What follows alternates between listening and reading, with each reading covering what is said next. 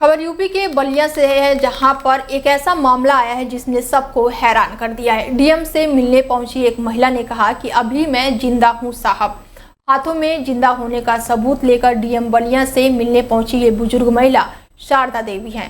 खुद को जिंदा होने का सबूत दे रही हैं। दरअसल बैरिया के नायब तहसीलदार रहे राजेश कुमार यादव के एक आदेश पत्र ने शारदा देवी का उस वक्त होश उड़ा दिया जब आदेश पत्र में शारदा देवी को मृतक बताया गया, जिसको लेकर शारदा ने पूर्व डीएम से मामले की जांच करने की मांग की थी, लेकिन कोई भी कार्रवाई नहीं होने से दुखी होकर वो फिर डीएम बलिया से गुहार लगाने पहुंच गई। शारदा देवी ने बताया कि मेरा मायका बैरिया के गांव का है और मेरी शादी बसंतपुर गांव में हुई है और मैं अपने पति के साथ अहमदाबाद गुजरात में रहती हूं। इसके साथ उन्होंने कहा कि मैं अपने माता पिता की इकलौती संतान हूं। मेरे पिता ने एक वसीयत बनवाई थी जिसमें अपने जाने के बाद अपने चल और अचल संपत्ति मेरे नाम किया, जिसकी देखभाल मेरे द्वारा किया गया। बताया है कि उन्होंने उनके स्वर्गवास के बाद से बलिया आकर सभी संपत्ति पर वसीयत के मुताबिक अपना नाम अंकित करवाई गया है और वहीं लगभग 6 महीने पहले मुझे बैरिया तहसील के एक कर्मचारी के द्वारा नायब तहसीलदार का आदेश पत्र मिला, जिस पत्र में मुझे मृतक बताया गया है। वसीयत पर मेरे बड़े पिता के लड़के का नाम अंकित होना पाया गया है और इसकी जानकारी होते ही मैं डीएम से मिली थी, लेकिन कोई भी कार्रवाई नहीं हुई। में एक लेटर है और उसके साथ ही आपके पास एक ऐसा कागज जिस पे लिखा हुआ है कि अभी मैं जिंदा हूँ शारदा। क्या है मामला? मामला तो ऐसा, तेज आवाज में बताएं। मामला मुझे ऐसा कि मुझे मृत्यु घोषित करके मेरी जमीन अपने नाम करा ली और मेरे बड़े पिताजी के लड़के जिनका नाम प्रभुनाथ सिंह, उदय सिंह, परशुत्तम सिंह, रविंदर सिंह, राजेंद्र सिंह, दीनबंधु। ये कौन है लोग? हमारे बड़े पिताजी के लड़के जिन्होंने मेरी प्रॉपर्टी अपने नाम करा ली। कैसी प्रॉपर्टी थी वो? हमारे पिताजी की खेती वगैरह थी, जमीन। अच्छा, तो क्या मतलब उन्होंने कुछ बनाया था क्या, वसीयत वगैरह? कागज कैसे वसीयत बनाए थे? वसीयत बनाया था। तो वो कब उनकी डेथ हुई? 2.5 साल। कितना साल? 2.5 साल। तो उससे पहले वो वसीयत बना लिए थे आपके नाम? 2 साल पहले बनी हुई थी। तो आपके मतलब आपका कोई भाई बहन कोई नहीं है? कोई नहीं। इकलौती थी आप? तो बस जब उनके डेथ के बाद वसीयत जो भी जमीन जायदाद जो भी था, जल अचल संपत्ति, क्या उस पर आपने नाम दर्ज करवाया? जी, हमने चढ़वाए थे बैरिया तहसील से।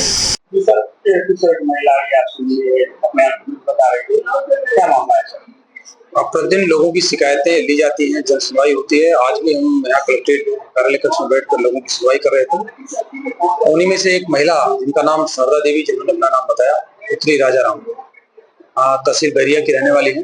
उन्होंने शिकायत करी कि उनके पिताजी की डेथ काफी पहले हो चुकी थी और उनके पिताजी की डेथ के बाद उनका नाम राजस्थान दर्ज भी हो गया था, लेकिन उन्हें मृतक दिखाकर उनके बड़े पिताजी के लड़कों ने अपने नाम दर्ज करा लिया।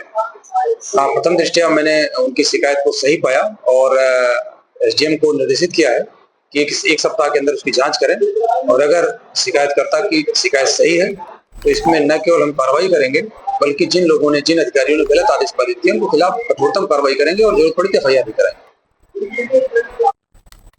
खबर यूपी के बुलंदशहर से है, जहां पर यूपी पुलिस के रिटायर्ड दरोगा की मौत का मामला सामने आया। ट्रैक्टर ट्रॉली ने टक्कर मार दी जिससे मौत हो गई। सड़क दुर्घटना में यूपी पुलिस के रिटायर्ड दरोगा की मौत का मामला सामने आया है। बुलेट सवार वृद्ध को ट्रैक्टर ट्रॉली ने जोरदार टक्कर मार दी और हादसे में यूपी पुलिस के सेवानिवृत्त दरोगा 66 साल के जब्बर सिंह की मौत हो गई। आरोपी ट्रैक्टर ट्रॉली से जा रहा था। इस दौरान आरोपी ने ट्रैक्टर ट्रॉली छोड़कर मौके से फरार हो गया। औरंगाबाद से अपने गांव करीमपुर बुलेट लेकर सिपाही जा रहे थे और इसी दौरान ये बड़ा हादसा हुआ, जिसके बाद से पोस्टमार्टम के लिए शव को भेज दिया गया है। तो वहीं पुलिस आगे की कार्रवाई में जुट गई है। भैया क्या नाम है आपका? मेरा नाम जितेंद्र कुमार चावला है। क्या मामला हुआ है? सन ऑफ भूप सिंह है, औरंगाबाद के रहने वाले हैं जी। ठीक है, हमारी जो छोटा भाई है उसकी घरवाली है ये जी। ठीक है, तो उसके जो पिताजी वो एक्सीडेंट में खत्म हो गए। अभी कैसे हुआ था मामला? ट्रैक्टर वाले ने साइड मारी थी इसमें और साइड मारने में ट्रैक्टर वो ऑन द स्पॉट जब भी खत्म हो गए थे।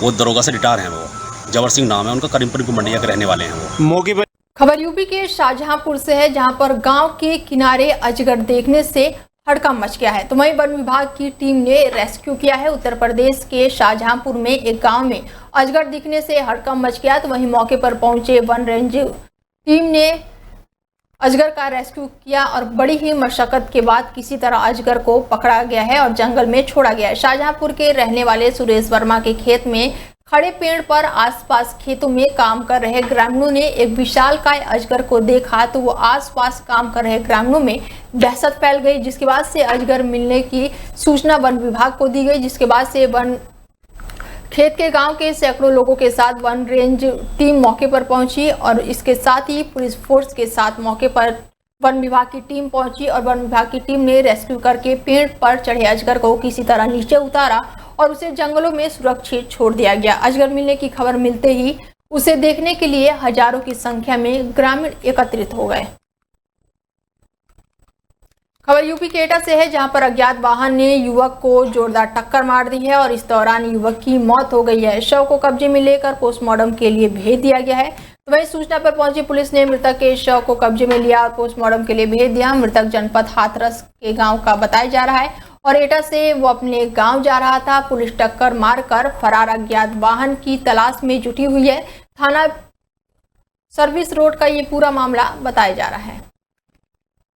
खबर यूपी के फिरोजाबाद से है, जहां पर 50,000 का इनामी कुख्यात मुठभेड़ में ढेर हो गया है। बता दें कि 50,000 का इनामी कुख्यात बदमाश राजू खान पुलिस मुठभेड़ में ढेर हुआ है। शिकोहाबाद में दंपत्ति को हत्या और वृद्ध पर लूट और हत्या के प्रयास में वांछित था तो पुलिस टीम पर अंधाधुंध फायरिंग कर रहा था। जवाबी कार्रवाई में गोली लगने से घायल हो गया। इलाज के दौरान अस्पताल में बदमाश की मौत हो गई। कब्जे से पिस्टल, कारतूस और खून से सना हुआ पाना भी बरामद हुआ है। डीआईजी आगरा रेंज ने 50,000 का इस पर इनाम घोषित किया था। एसएसपी सौरभ दीक्षित के नेतृत्व में बड़ी टीम को ये बड़ी सफलता मिली है और इसको पकड़ने के लिए 5 टीमों का गठन किया गया था।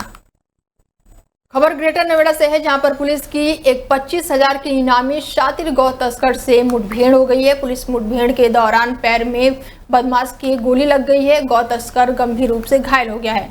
शाहिद नाम के गौ तस्कर को पुलिस ने इलाज के लिए हॉस्पिटल में भर्ती कराया है और कब्जे से अवैध तमंचा और घटना में उपयोग की गई गाड़ी भी बरामद की है। पकड़ा गया आरोपी नोएडा एनसीआर में गौ तस्करी का काम करता था। शातिर आरोपी पर 25,000 का इनाम रखा गया था और वो लंबे समय से फरार चल रहा था।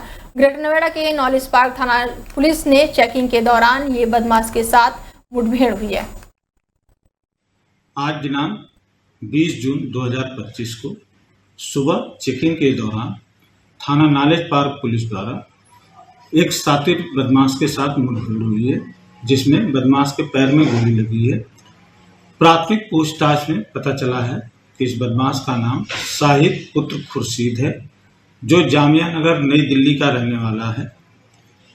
यह थाना नॉलेज पार्क के गोकशी के मुकदमे में वांछित चल रहा था, जिस पर 25,000 का इनाम घोषित था।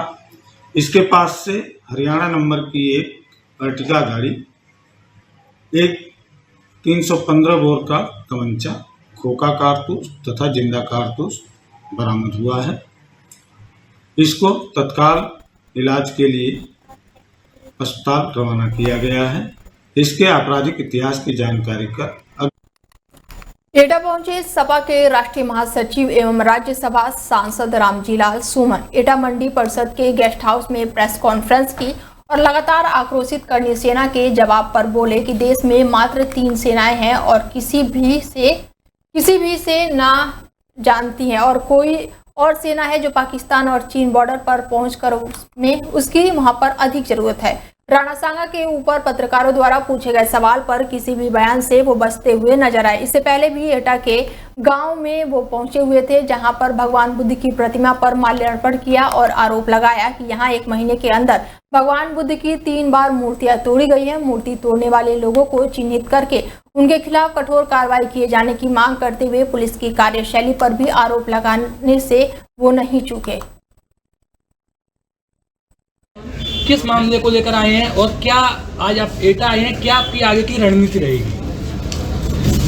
थाना मारहरा में एक सिरसा बदन गाँव है, हम वहाँ गए थे समाचार पत्रों के माध्यम से और एटा में हमारी जो पार्टी के नेता और कार्यकर्ता साथी हैं उन्होंने बताया था कि इस गांव में भगवान बुद्ध की मूर्ति लगातार 1 महीने में 3 बार टूटी। सबसे पहले 24 अप्रैल को मूर्ति टूटी और उसमें 54/25 मुकदमा अपना पंजीकृत हुआ। हमें बहुत बेहद अफसोस के साथ कहना पड़ता है कि पहली बार जो प्राथमिकी दर्ज हुई थी उसमें अगर प्रभावी कार्रवाई हो जाती तो फिर 24 और 25 मई को बुद्ध की फिर प्रतिमा जो टूटी गई वो प्रतिमा नहीं टूटती। तो सबसे अहम सवाल ये है कि प्रशासन को यहाँ अपराधियों के खिलाफ सख्त कार्रवाई करनी चाहिए।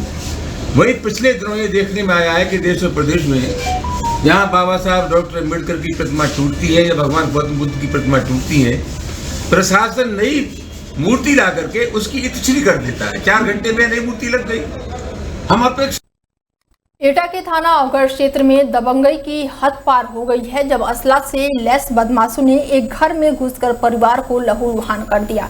पीड़ित परिवार ने पुलिस से न्याय की गुहार लगाई। थाना अवगढ़ क्षेत्र के अखिलेश पाठक ने पुलिस को प्रार्थना पत्र देकर बताया कि आज दिनांक 19 जून को शाम लगभग 4 बजे जब वो अपने परिवार के साथ घर पर मौजूद थे तभी अजय पुत्र काले और अनुज पुत्र उनके साथ 8 से 10 लोग अज्ञात हथियार से लैस होकर उनके घर पर जबरन घुसे और दबंगों ने घर में घुसते ही गाली गलौज करते हुए मारपीट शुरू कर दी, जिससे अखिलेश पाठक और उनके भाई राकेश पाठक के सिर पर चोट लगी और इसके अलावा उनकी पत्नी सुमन और बेटा अमित भी गंभीर रूप से घायल हो गए। इतना ही नहीं, आरोपियों ने उनकी पत्नी के गले से मंगलसूत्र और घर में रखा मोबाइल फोन भी लूट कर ले गए। पीड़ित परिवार के शोर मचाने पर हमलावर जान से मारने की धमकी देते हुए तमंचा लहराते हुए मौके से फरार हो गए।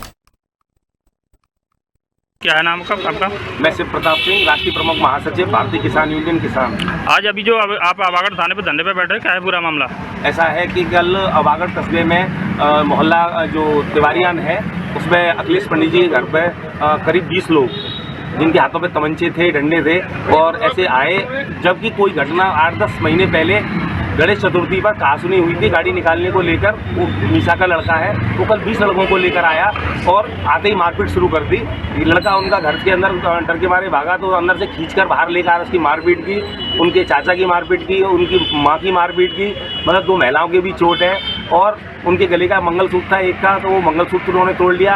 अखिलेश पंडित जी मोबाइल से वीडियो बनाने का प्रयास कर रहे थे तो उनका मोबाइल भी छीन कर ले गए। मोबाइल जो लोग आए कि उनका नाम बताना चाहेंगे? नाम उसमें से एक का शायद अजय है और एक का अनुज है और बाकी के ये लोगों के नाम नहीं जानते हैं कि कौन है।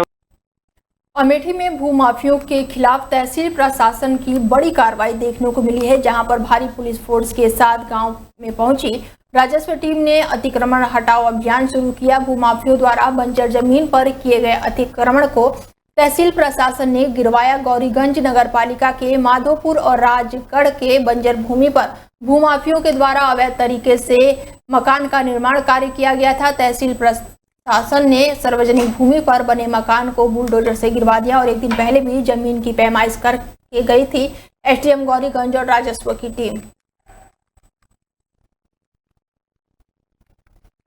उन्नाव आगरा लखनऊ एक्सप्रेसवे पर बड़ा सड़क हादसा हो गया। सड़क हादसे में एक दरोगा की मौत का मामला सामने आया। हेड कांस्टेबल समेत 5 लोग इसमें घायल हुए। तेज रफ्तार कार ने चलती बस में पीछे से टक्कर मार दी है और हादसे में कार सवार दरोगा की मौके पर ही मौत हो गई है।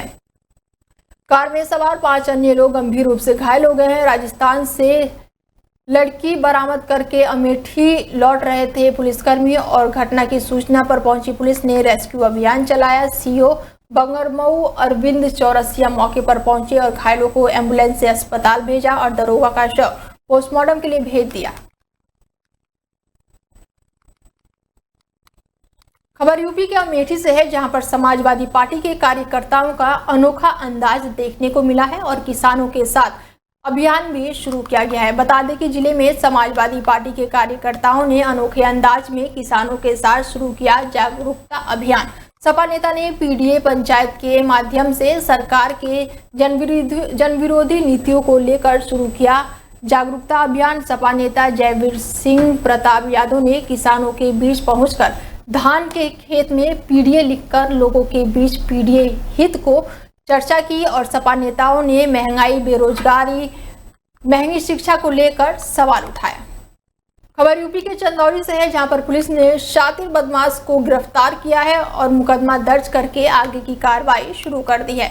बदमाश के पास से एक तमंचा, एक जिंदा कारतूस बरामद हुआ है। बदमाश के ऊपर चंदौली और सोनभद्र जिले में आधा दर्जन से अधिक मुकदमे दर्ज हैं। अभियुक्त दलजीत थाना क्षेत्र के शमशेरपुर गांव का निवासी बताया जा रहा है। पुलिस अभियुक्त के ऊपर मुकदमा दर्ज करके आगे की कार्रवाई में पुलिस जुट गई है।